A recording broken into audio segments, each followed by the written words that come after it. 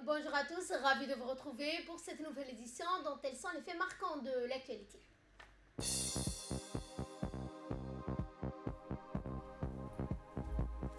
Conférence de presse de la mission d'observation de la Ligue arabe.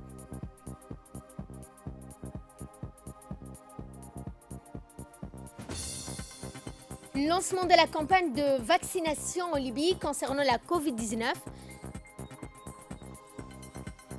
Bonjour et merci de nous accueillir chez vous. La mission d'observation de la Ligue des États arabes pour les élections présidentielles du 9 avril 2021 en République de Djibouti a remis le rapport des élections écrites en deux langues, l'arabe et le français.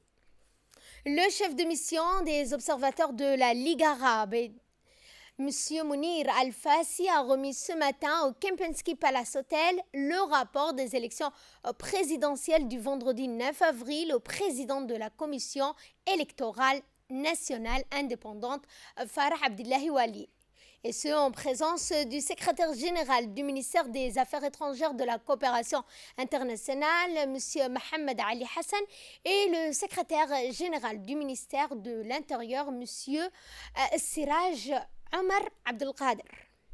Le secrétaire général de l'IGAD, Dr Warkene Gebriehu, a félicité le président de la République, Ismaël Omar Guelleh, pour sa réélection lors du scrutin du 9 avril en tant que président de la République de Djibouti. Dr Warkene a souhaité au leader djiboutien une bonne santé et a déclaré que le président Guelleh apporte à l'IGAD une vision et un leadership dans son ambition de renforcer la paix et la sécurité et d'approfondir l'intégration régionale. Cette victoire bien méritée est un témoignage des relations exceptionnelles de votre leadership, en particulier dans les domaines du développement, des infrastructures, de l'unité de la mission djiboutienne. Et nécrologie pour clore l'actualité nationale, nous avons appris avec regret le décès de feu hier soir, Mohamed Senlassé, chef officier de la gendarmerie à la retraite, aussi aide de camp de l'ancien président, le défunt Hassan Goulet Abtidan. Né en 1936 à Dadjura, le défunt laisse derrière lui 7 enfants et plusieurs petits-enfants. Inna lillah wa inna ilayhi raji'un. Nous avons également appris le décès de Mme Fathia Omar, née en 1966 à Djibouti. La défunte laisse derrière elle 6 filles, 5 garçons.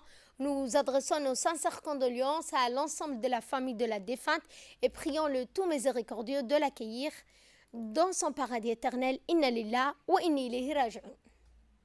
Dans l'actualité internationale, je vous l'annonçais dans les titres, lancement de la campagne de vaccination en Libye. La vaccination a commencé dans la capitale Tripoli après que le premier ministre libyen Abdelhamid et le ministre de la Santé Ali Zannati comme première personne à être vaccinés dans le pays, a indiqué le centre.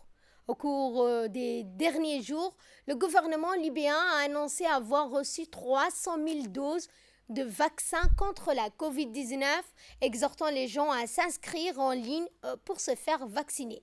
Le nombre total de cas confirmés de Covid-19 en Libye s'élèverait à ce jour à 166 888. Et en sport, pour clore l'actualité internationale, eh bien, le Real Madrid, leader provisoire après son succès de but à 1 contre Barcelone hier lors du Classico. Samedi, leader de la différence de but particulière, l'équipe de Zinedine Zidane met la pression sur l'Atlético en déplacement aujourd'hui chez le Betis Séville. De son côté, le Barça rétrogradé de la 2e à la 3e place à point de duo de tête. Fin de ce journal, merci à vous de nous avoir suivis. Excellent après-midi à toutes et à tous.